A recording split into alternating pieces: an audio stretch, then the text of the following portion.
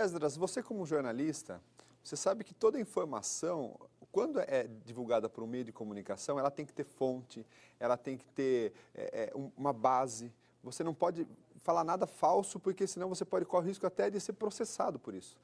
Só que na rede social a gente não tem um controle disso. Qual a sua opinião a respeito disso? Bom, Jean, eu acho que você falou bem, né? É um trabalho muito árduo da gente que trabalha como jornalista para apurar informações. É um trabalho caro, né? Você tem que ter suas fontes, você tem que ter pessoas de credibilidade que te passam informação. E como o Renan também bem disse, a gente vive um momento único, né? Que é de pandemia. Então, mais do que nunca, a gente precisa de informações de qualidade.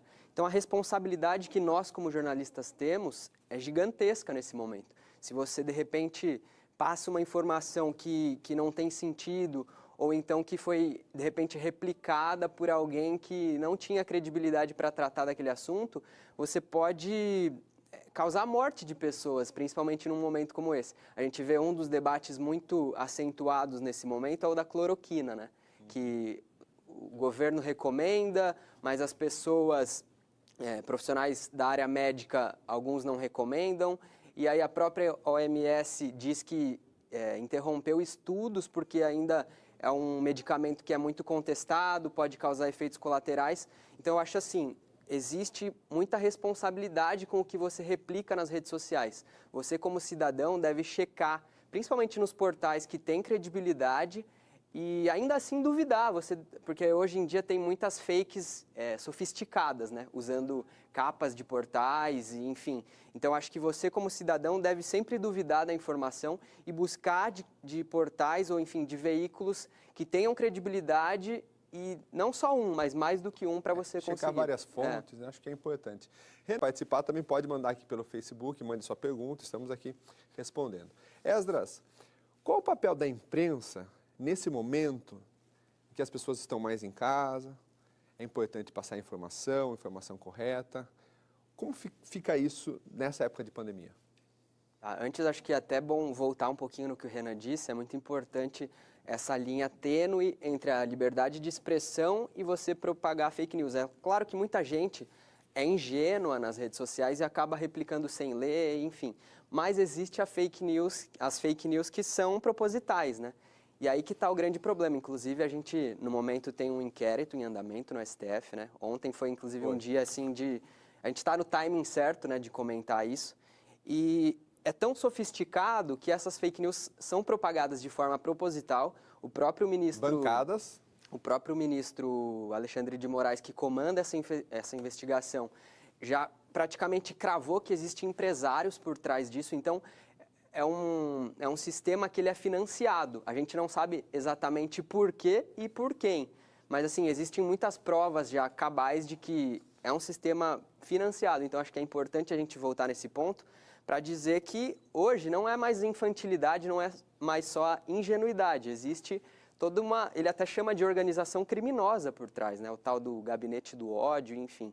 Então, é importante ressaltar esse ponto. Mas, quanto ao trabalho da imprensa, já, eu acho que é muito importante, como eu já venho comentando... Para fazer o contraponto exatamente com as fake news. Para fazer o contraponto, mas eu acho que a gente está vivendo um momento tão radical politicamente no país, tanto de direita quanto de esquerda. A gente fala dos 30% que apoiam o atual presidente, mas existe também a oposição, talvez de 30%, e aí os 40% que sobram talvez sejam os mais sensatos, os mais amenos nesse sentido.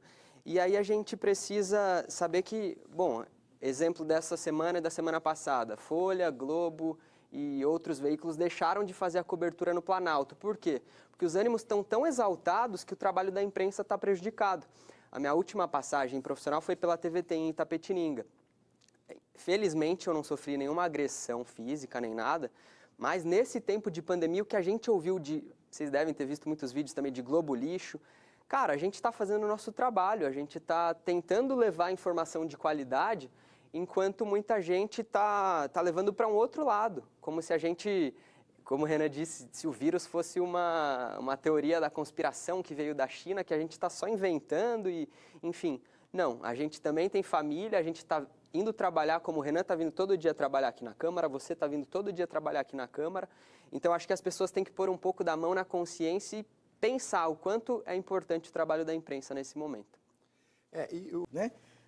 No mundo inteiro. Portanto, a imprensa tem esse papel fundamental que é de sempre contradizer. A imprensa, por excelência, nossa, aqui da Câmara Municipal, da Prefeitura, do Poder Executivo, do Governo do Estado, da Presidência, tem sim que questionar e ser uma pedra no sapato, que é isso que garante ser um governo transparente e que atenda o anseio popular. Esdras, nessa linha que o vereador comentou, você entende que a imprensa está lidando da forma correta com as fake news? Complexa essa questão. Complexa. Bom, na fala do Renan me lembrou um pouco também do papel da importância da imprensa. Se a gente pega, eu não queria politizar o discurso aqui, mas a vida é política, né? Então, a gente está na Câmara, que é um ambiente político, mas fora dela também, as nossas relações são todas políticas. Então, para você ver o papel da imprensa até na cabeça de quem governa, na cabeça de quem tem poder. Se a gente pega a última reunião, a tal reunião ministerial, né? A gente pega a fala do ministro Ricardo Salles e a gente vê que ele quer se aproveitar de uma possível atenção da imprensa só com a Covid-19, nas palavras dele, para passar a boiada, né? Então, você vê que realmente, até para quem governa, para quem está no poder, se a imprensa não tiver de olho, como o Renan disse, que a gente deve ser combativo, deve contrapor questões, a boiada passa. Então, acho que é muito importante a gente frisar esse ponto. Agora, o trabalho da imprensa quanto às fake news, eu acho que deve ser ressaltado que, ano a ano, a gente tem percebido, principalmente o trabalho de algumas agências de checagem. Acho que vocês devem ter acompanhado também, eu lembro de cabeça algumas, né? A agência Lupa, tem a própria Abrage, que é a Associação Brasileira de Jornalismo Investigativo, que também faz esse trabalho de checagem.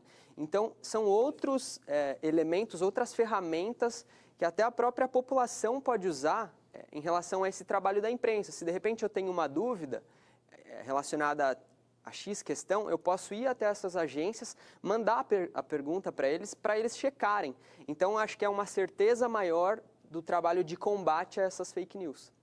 Renan, Esdras, vamos falar um pouquinho da parte histórica. Sempre foi falado que a Globo era manipuladora, enfim, essas coisas assim, que a Globo cuidava muito dessa parte de controle populacional. Você acha que hoje as redes sociais, elas, com os fake news, ela consegue ter um certo controle populacional? Porque, assim, o presidente faz uma atitude errada, já lança um monte de coisa na rede social para defender o que ele fez. Você acha que existe isso? E as pessoas ainda acreditam? No sentido de as redes sociais pautarem discursos, você diz? É uma defesa. Eu acho que, assim, as redes sociais, elas são muitas vezes utilizadas para defender uma atitude do presidente, de uma forma de você controlar a população. Fala assim, ó, faz uma coisa errada, já lança alguma coisa na rede social, que é para... Meio que uma rede de fiscalização também, né? Eu acho que sim. Eu acho que hoje, até se a democracia realmente for respeitada, as redes sociais são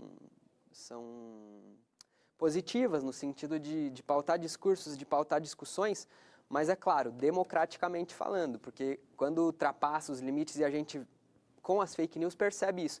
Por exemplo, nesse inquérito do STF, o que o ministro Alexandre de Moraes diz é que essa rede é tão sofisticada que as pessoas que financiam, elas só jogam o tema ali. E aí robôs replicam essa discussão com as hashtags. Então, ou seja, eles lançam o tema para não serem culpabilizados, e aí depois, com a tecnologia que esses robôs conseguem massificar, replicar esse discurso, fica mais difícil de saber de onde que partiu.